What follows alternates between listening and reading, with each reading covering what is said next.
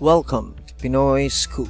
For today's news, hindi maiwasang itanong kay Sara Labati ang tungkol sa pagiging ina sa ginanap na press preview ng pinagbibidahan nitong drama special sa TV5, ang More Than Words. Umiikot kasi ang kwento ng More Than Words sa pagmamahal ng isang ina na handang pagdaanan ang lahat, mahanap lamang ang nawawala nitong anak.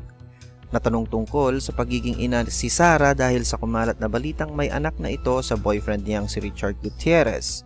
Hanggang ngayon ay hindi pa rin inaamin o itinatanggi ni Sara o maging ni Richard ang balitang ito.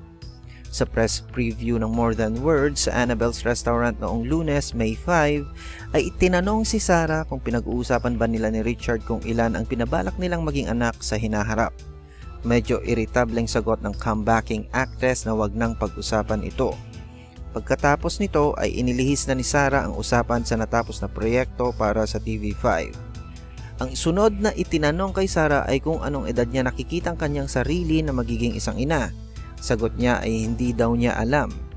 Dahil nagkaroon ng problema sa kontrata ni Sara noon sa GMA Network at sa kasong kinaharap nito laban sa GMA Films executive na si Annette Gozon Abrogar, lagpas isang taong walang naging proyekto ang Starstruck 5 Ultimate Female Survivor. Nagkaayos ng magkabilang panig kaya muling nagbalik si Sara sa GMA, ngunit ang una niyang naging proyekto ay ang isang drama special para sa TV5.